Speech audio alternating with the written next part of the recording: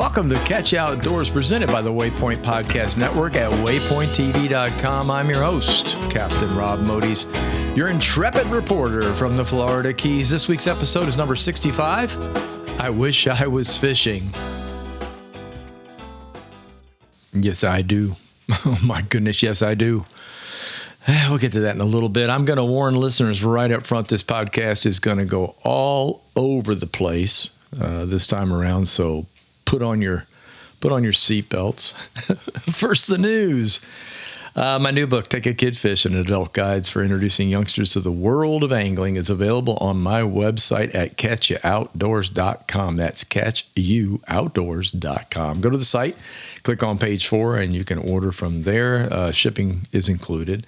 I've also added both of my earlier books for purchase with discounts for the holidays. The discounts also include shipping. These copies are signed and shipped directly from me. This will go on until the end of December, so get on it. There's not a whole lot left. And thank you all for your orders. There was a bit of a problem with the service that Waypoint uses to upload podcasts and other programming a few days back. I don't think it affected mine because mine was already running, but the service that they use is called Megaphone. It's part of Spotify, and it's an upload service is basically what it is. And I make these recordings, and then I upload them to Megaphone, who then turns it into the podcast at Waypoint. On the podcast side, it's mostly affected it only affected those that were around 90 minutes in length, and that's not me, obviously, but it was mentioned by the boss to tell listeners about it anyhow, because there was a chance that some people with the less time podcast like myself might have been affected.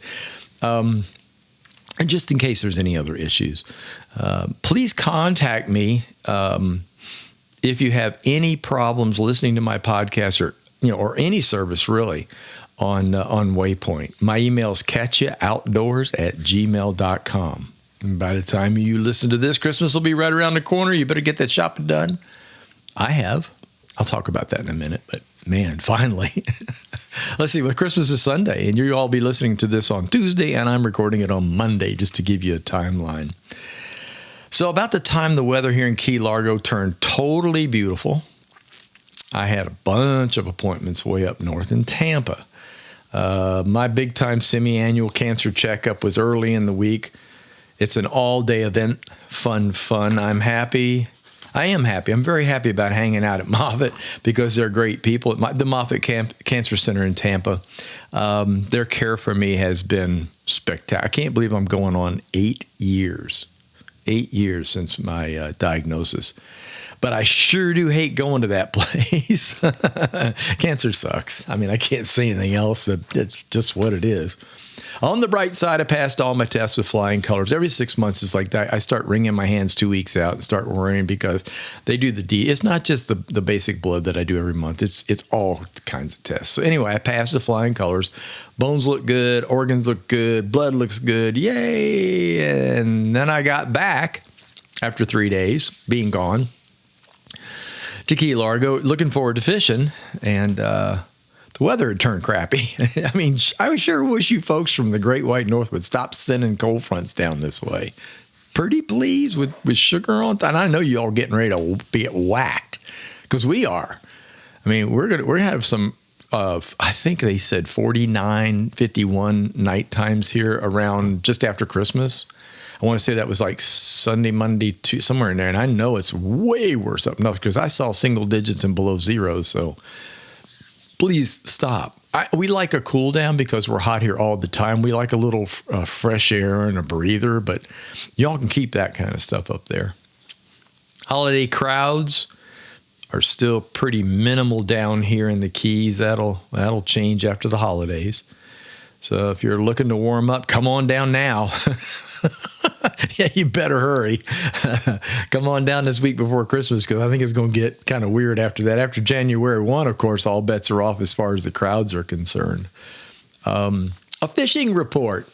Well, no, not really, but I do have something I want to talk about fishing related, and it is a fishing report.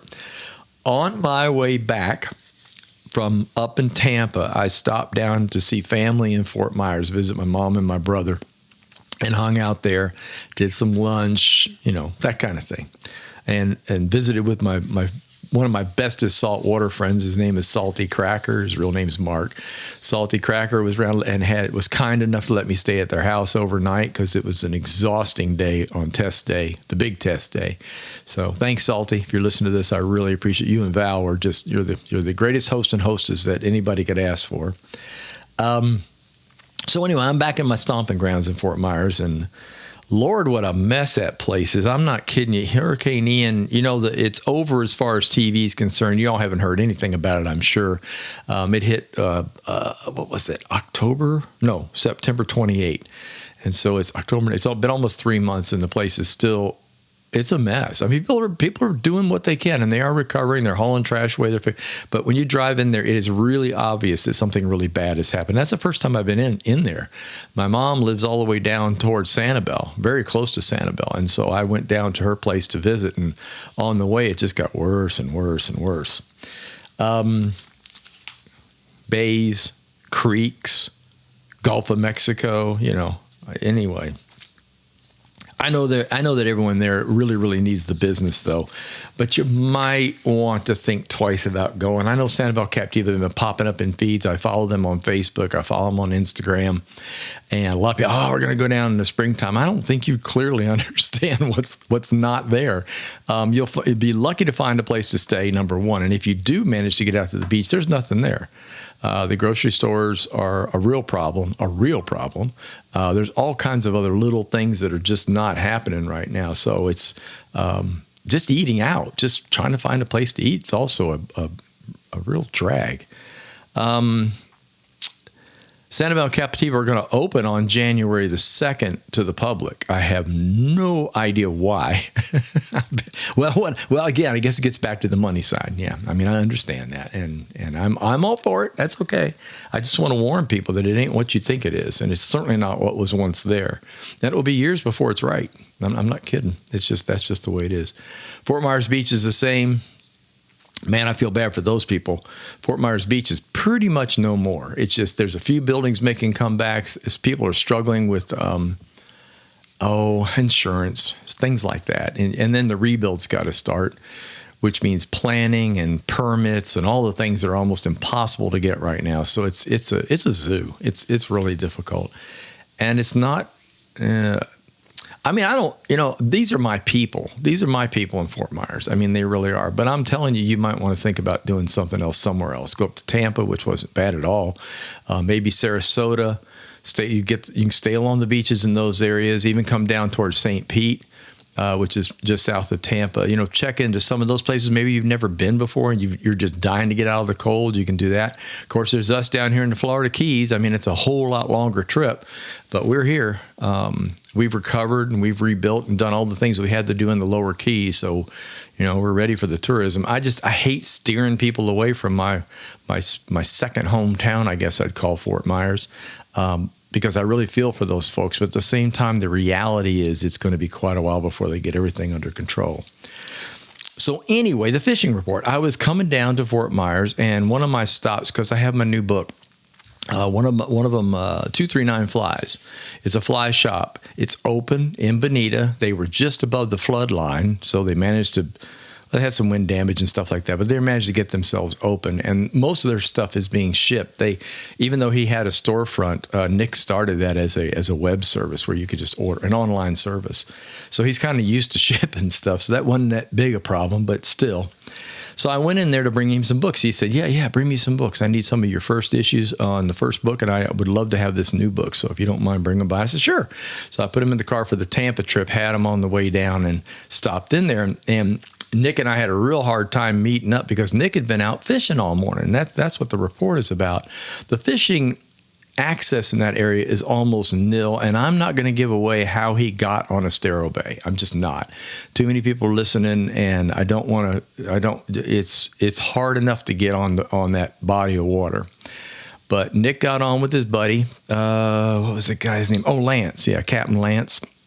Stemman is Stehman. That's his last name. It's Real Tales, I think is what he calls his guide service.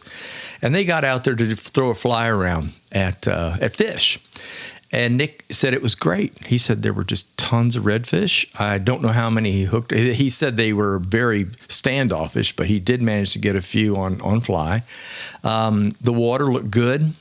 Water clarity was good as far as he could tell. The quality was decent. And remember now, they're warning people about even going in the water right now on the West Coast in that particular area.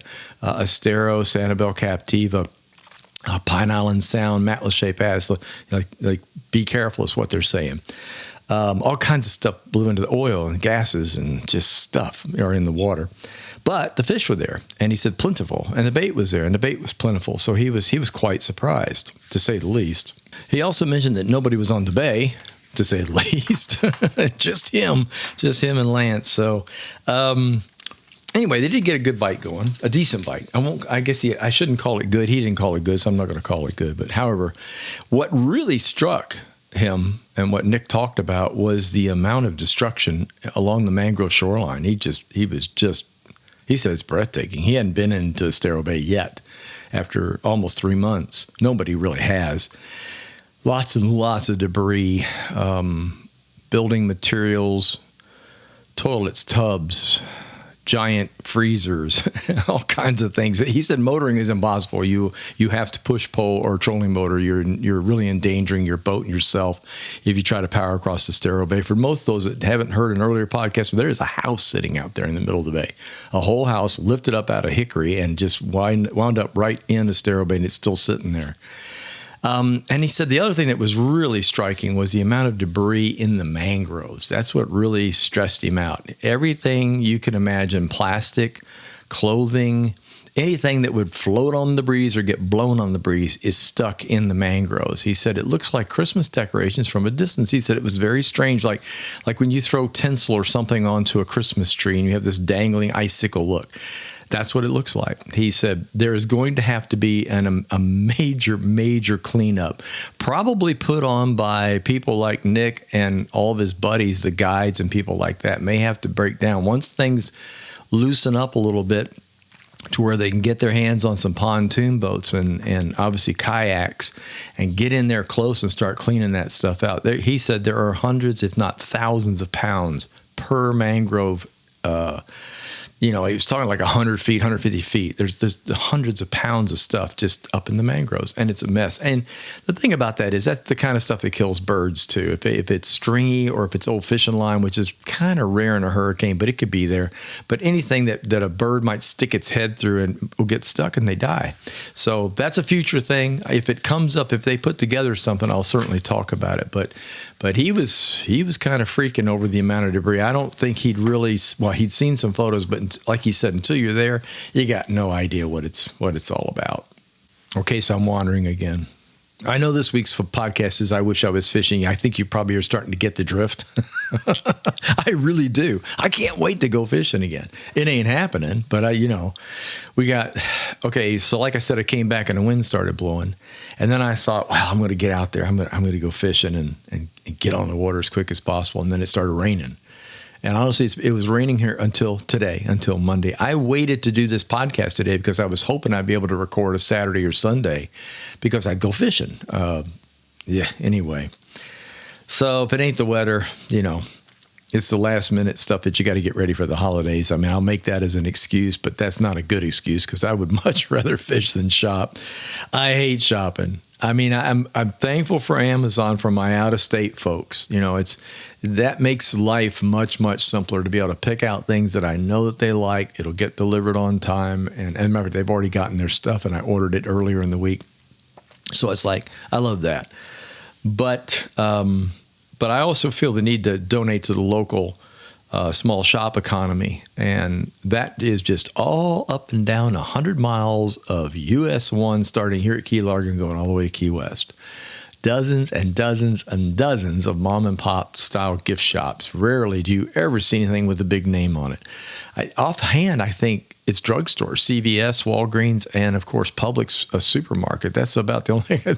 I mean, there's McDonald's and Burger Kings and things like that. But as far as a big store, I think you got to get all the way down to Marathon just to find a Home Depot. For us in Key Largo, it's easier to do Home Depot and Homestead, which is about a 30-something minute drive to the north back onto the mainland. So it's difficult. So everything here is small. So, I felt the need to donate to that economy, and we do. I mean, we really do. We use most of the small shops all around here. Hardware stores, restaurants, bars. Yeah, a lot of bars. Oh, come on. I'm not that bad. Well, I couldn't be, but too old for that stuff now. Anyway, I did just that, not the bar part, but I did a lot of small shopping in the Keys. I stopped at Florida Keys Outfitters in Islamorada. These were mostly gifts for my wife, so I'm not going to tell you what I bought, but yes, gifts for others, not for me. I guess I'd like to point that out. The Outfitters, that's a great place. It's in Islamorada. It's on the ocean side of the road, on the Atlantic Ocean side of the road, just a little ways down past what we lovingly call the Big House here, which is the our version of Bass Pro. It is a Bass Pro. Offshore angler. I don't know there's a terminology, but anyway, it's a Bass Pro, and it's huge. It's on the right, so we call it the Big House. Down past that on the left, you'll find out the Florida Keys Outfitters, and fantastic shop. If you're a fly fisherman, you must check it out. It's they have just an amazing assortment of fly gear as well as hand tied flies, and the gift shop's great. And that's where I wound up. Again, can't talk about that much, but lots of goodies in there, lots of fun stuff. The lady at that shop told me about something I didn't know anything about, which was almost next door, hidden in the woods on the same side of the road. It's called the banyan tree. And I was like, well, what is that? She says, it's like a great big garden with a gift shop attached. I'm like, really? Okay. I'm all about the garden part, of course. And so I went over there, and they had, their plants were great. Plants, orchids, all kinds of fun stuff. But the gift shop was really, really good. Full of good stuff for ladies and men, but mostly ladies. And including dresses, ladies' dresses, the fancy, I call it island outdoor wear for the ladies to go out to dinner in.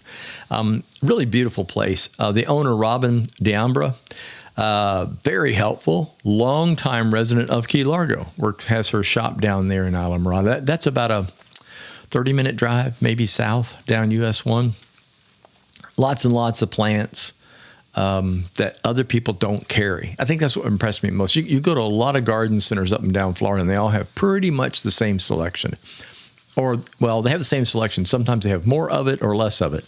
But she had really unique stuff in there. So if you're a local down here listening, or if you're in South Florida listening, and you're looking for an unusual outside tropical plant, go. It's a really fantastic place. The first plant I saw in there when I walked in was a Lady of the Night, and that is it's a night bloom. Well, it's not. It'll bloom all the time. It'll bloom all day long. It just doesn't smell until nighttime, and it smells like a beautiful perfume. It's really something, kind of like in the jacaranda family, but much more potent. And the blooms don't disappear during the day. They stay open all the time. After a late lunch, this is the funny part. My wife, Janelle, was down there doing the same thing. She was shopping, and I texted her. I said, where are you? And she said, believe it or not, I'm at the Big House. And I'm like, ooh, I know what I'm getting for Christmas. And so I said, you want to meet up for some lunch? She said, yeah. So we wound up going over to a little place called the Lorelei. That's one of our favorite hangouts. And it's great. And if you're ever down in Islamorada, that's on the bay side. The Lorelei is a must stop. Everybody that comes, our friends, know about it. Of course, we've told newcomers. Matter of fact, we did that the other day. We had some people coming down from Fort Myers on their way to Key West. And Deanna and her boyfriend stopped to say hey. And we said, go to the Lorelei. And they did. And we got a nice note back going, wow, what a fantastic place. Right on the water. I mean, you literally sit on the dock. It's really great. So we did that, and then we got back to shopping. So I headed up island to a little place called the Ocean Gardens and Gifts. And wow, that place was crazy. I mean, it's big. That's what really blew me away, was the size of this place. But what I really, really liked about it was all the nautical antique stuff in it. It's got the Christmassy items. It's got ornaments and candles and all that kind of stuff. But when you walk into, first thing you encounter is a great big giant authentic cannon sitting right in the front walkway when you come in. But to the right, there's all this great nautical, like the brass stuff, brass lamps, brass cleats, just everything. I was going, oh man, I could get in a whole mess of trouble in this place. Decorate the whole house in that stuff. Make it look like a ship. I'm sure my wife would be thrilled. But it was really cool. I mean, I really like that kind of stuff. And I've never seen that much of it in one place. And most of it was restored and polished and just looked really, really good. So if you're down, again, that was headed back. Yeah, I was still in Islamorada. But it's called Island to Oceans Gardens, right? Yeah. No, Ocean Gardens and Gifts. There. I made sure to write it down. A little further up the road in Tavernier, I made a stop at a little bookstore called Sandbar Books. I'm hoping to get my books in there. I need to talk to the nice lady in there and see what we can do about that. It's a small bookstore. Classic. It's loaded with books. That's the cool thing about it. Fairly new. I think she just opened this just a couple of years ago, if that. But lots of good reads, and especially stuff for gifts. They even had a local author area. That's what I'm going to look into, see if I can get my books in there. And they had a really great assortment of books about Florida, which I always like. Local type books that explain like all the cities, towns, and what they're about and why they're where they are and all that kind of stuff. What happened there. Anyhow, I really need to get back on the water. You can tell, right? This delay of game is driving me crazy. The weather dudes and gals got it wrong, as I mentioned again. Everything was lining up when I got back from Tampa, and it was starting to look really good. And we rolled into the weekend, and I thought, well, I'll get out there. And then it turned really, really messy on Thursday. See, Wednesday I couldn't do anything. Wednesday I got back, I had stuff that I had to get done that I didn't get done because I was gone for 3 days. You all know how that is. And then Thursday, I thought, well, I'm going to get, and then that's when things started to go bad. And then Friday it got worse, and Saturday and Sunday rained all day. I mean, it was not pretty. It was not like what we're used to. The latest front that absolutely whacked the U.S. from tornadoes and snow and stuff over the past, I guess 4 or 5 days now. It made it down here as advertised. I mean, they were right. It was supposed to pass right through the Gulf Stream and then slowly return as a dry front, warm front, but it didn't. It got just past us into, I would say, the Gulf Stream, and then came right back and stalled right on top of us. And that's why it rained for 2 days. I feel sorry for people that travel in here like, I'm going to go fishing. Man, I haven't been to the Keys in 100 years. I'm going to go down and fish every day. Not. It's terrible. I mean, I do. Because, it's just gloomy weather. It's not like what we're used to. Yeah, we're spoiled. We're real spoiled. But anyhow, it was a miss by the TV weather, folks. I will say that. They predicted that Saturday and Sunday was going to be okay. The rain would pass through and hang out in the Gulf Stream, be all right. And that just wasn't the way it worked out. So my last few days have been very much like I picture fishermen who only go out once a month or so. Or like, the pre-planning, sorting tackle, readying your rods and reels. Checking your knots. I learned 2 new knots, as a matter of fact. Not going to get into that today, but I learned 2 new knots. One of them is named after an old friend of mine. I was stunned. I'll go ahead and give it. There's one called the Alberto knot. Alberto. The Alberto knot. And it was tied, originally was created by Alberto Nee.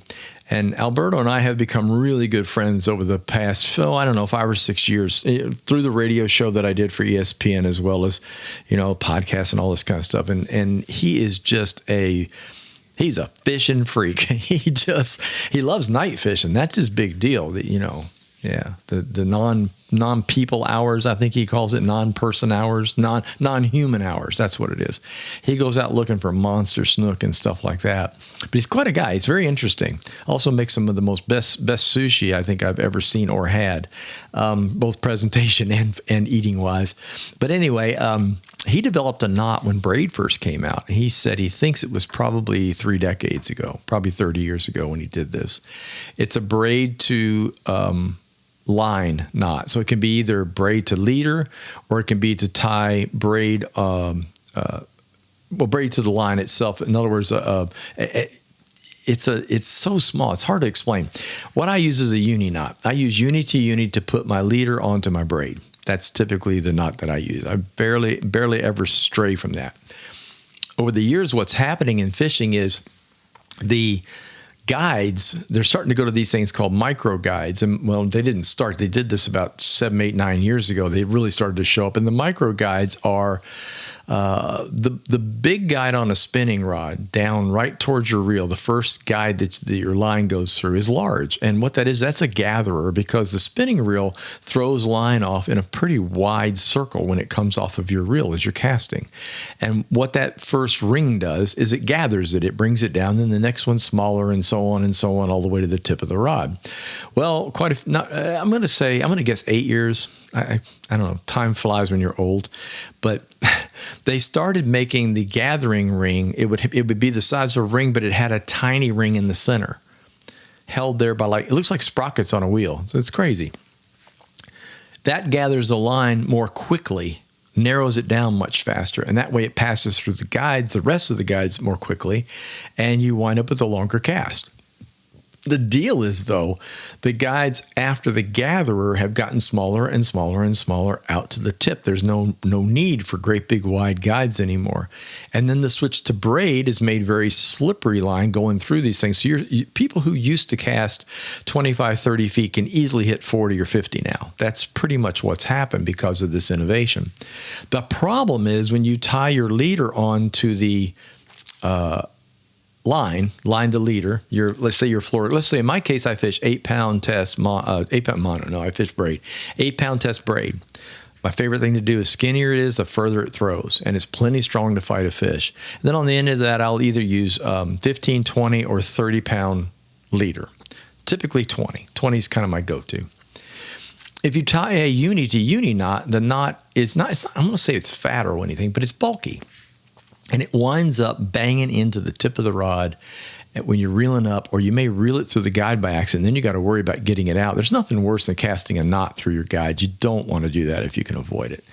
So I was playing around on the internet, and this picture popped up for knots, and I learned to tie a whole different way of tying a loop knot, which I've never seen before, and it works quite well. And here was this Alberto knot, and I'm like, Alberto, that's weird that it would have the name of my friend on there. And I tied it. I sat here at my desk. I got some line. I tied it, and it is the most amazingly small line to leader knot. You know, it's just amazing.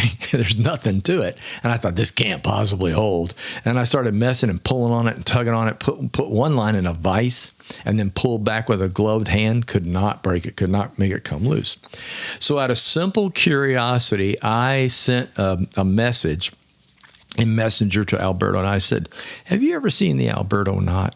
And I sent him the picture off the web of it, of the how to tie it. And I got a message back to me, yeah, man, I invented it. I'm like, holy cow, that's really cool.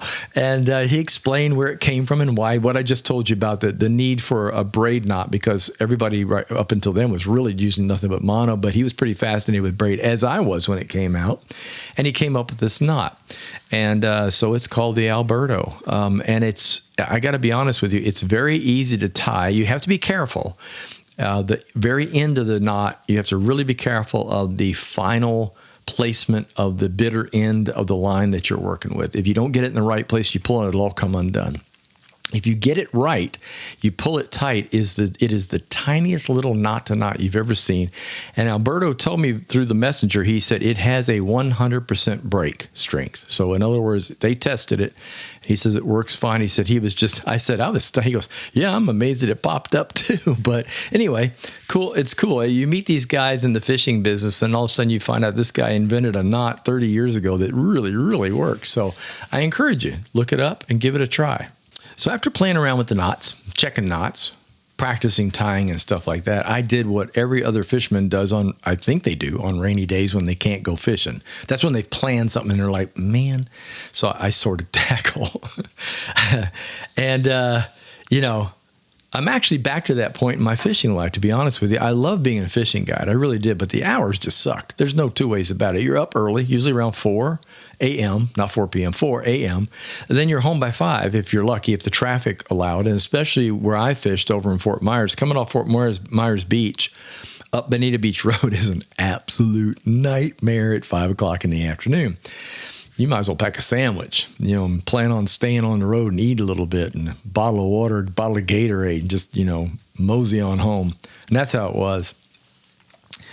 So anyway, I fished every day too, and even in the rain and the cold, and if the customer wanted to, and most times they would rarely ever bow out. They've been planning for this for a long time, and if the weather, if it was safe enough to go, no matter how cruddy the weather was, they would certainly do it.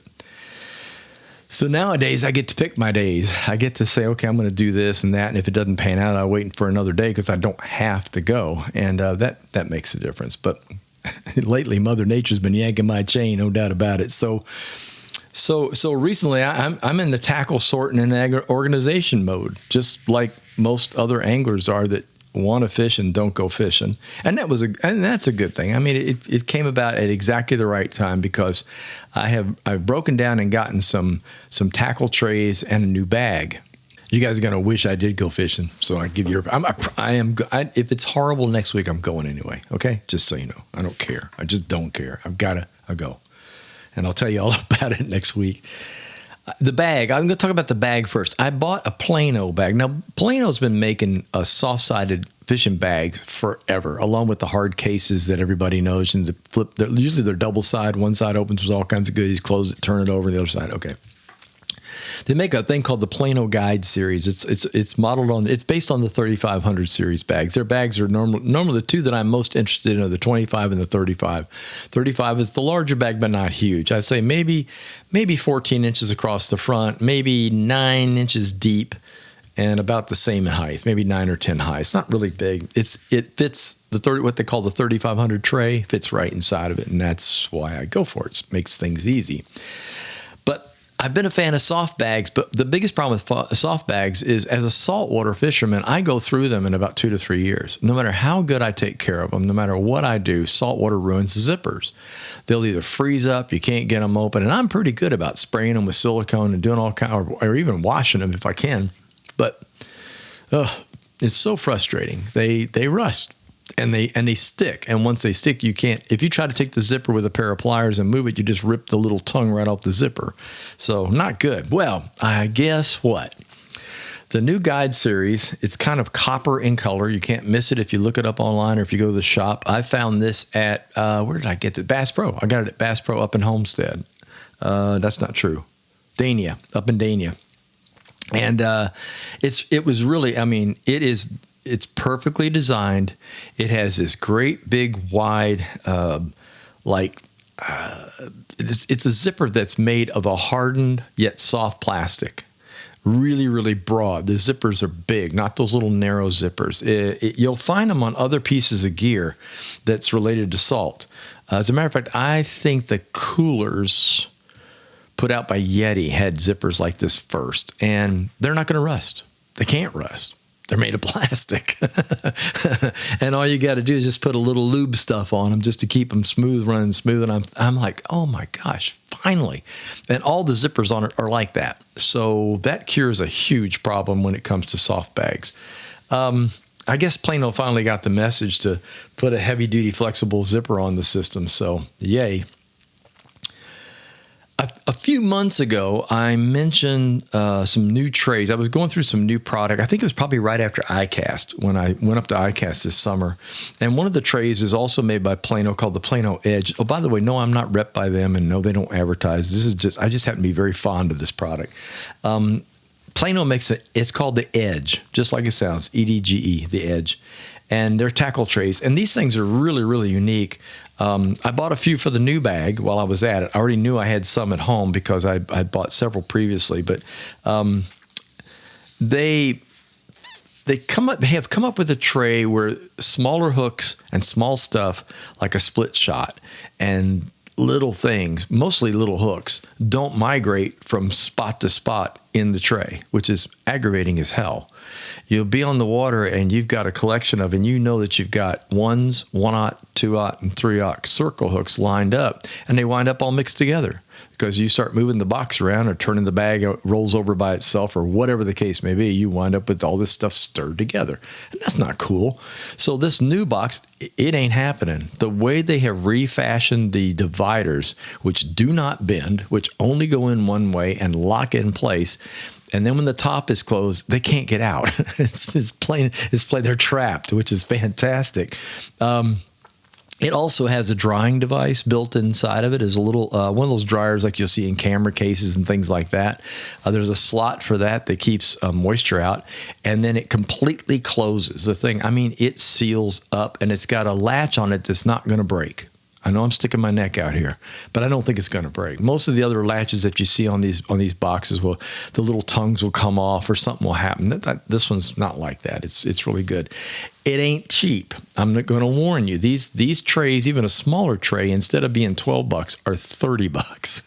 $59, $69, $100 for the big trays, like you'd put huge, large trolling lures in and stuff like this. But the quality of construction and the way that they work, I think is certainly worth it, because you're not going to go out and buy more trays after you own these. You're not going to have to. And I think that's the long and short of it is that it's going to last a long time, which will actually help keep the money down.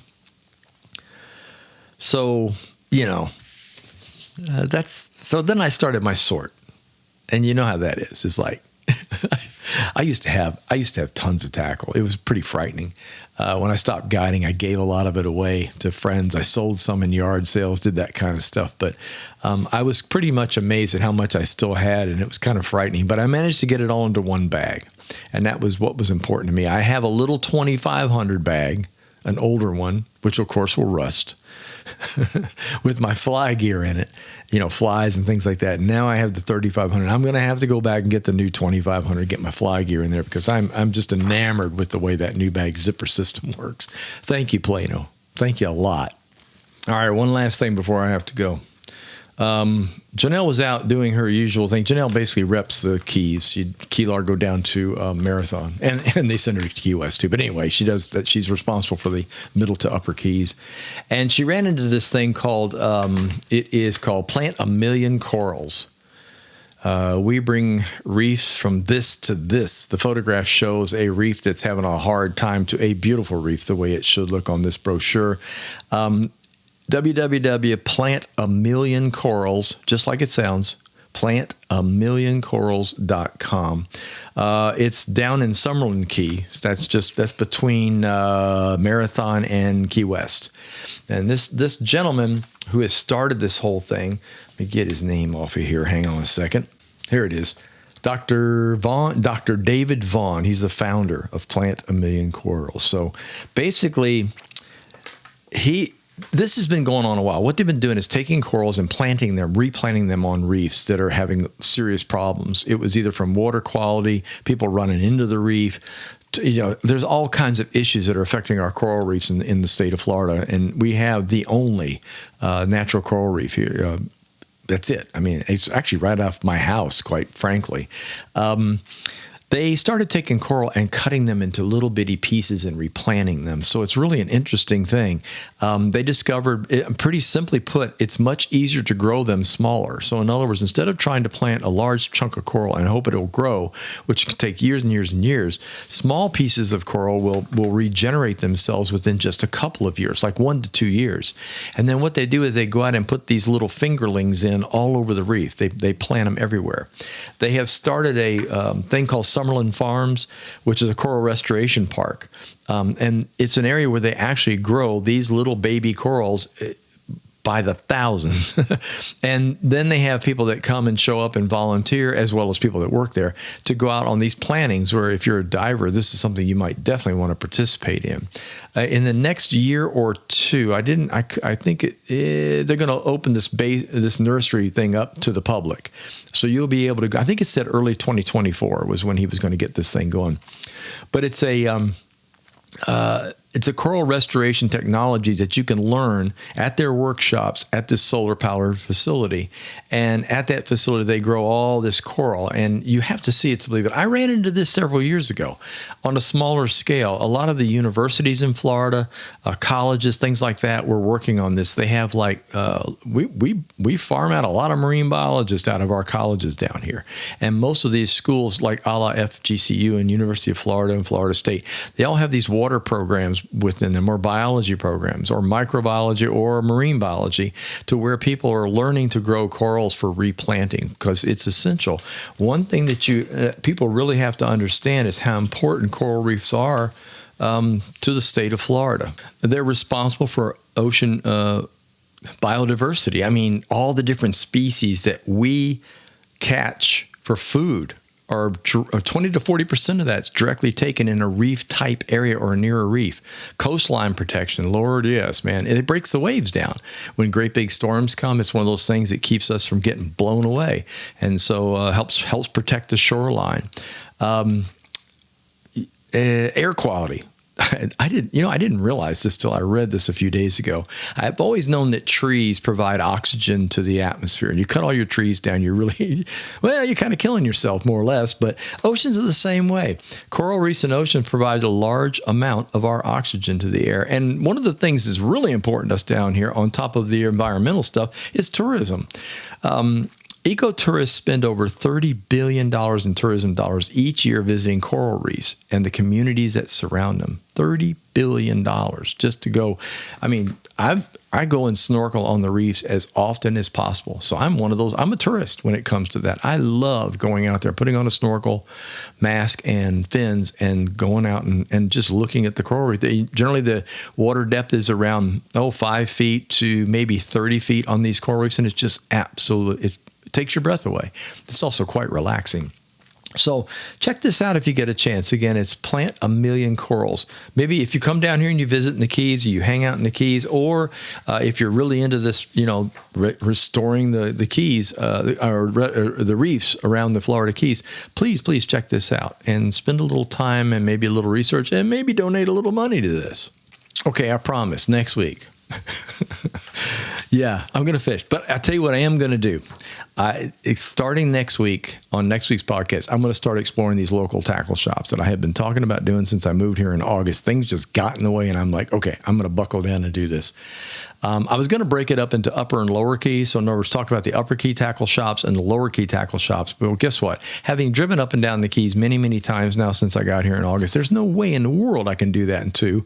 There's too many of them. And I want to make sure I cover them all fairly. So I'm going to start up here in the Key Largo area, and I'm going to start this week visiting some of the shops that I already know, talking to the owners, seeing what they have hanging on the walls, what their gig is. Kind of, do they do more offshore, inshore, all of the above? Do they do some fly, things like that?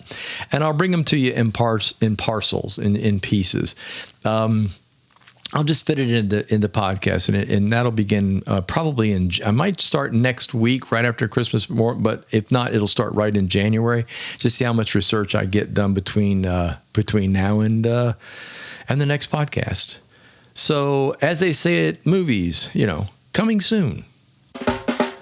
Thank you so much for taking the time to tune in. My podcasts are scheduled for each and every Tuesday. If you enjoyed listening, please tell a friend, leave a review, subscribe to the channel. Catch You Outdoors is presented by the Waypoint Podcast Network. It's available on Waypoint and many of your favorite podcast providers. Facebook page is Catch You Outdoors. Websites waypointtv.com and catchyoutdoors.com. Until next time, get outdoors and enjoy.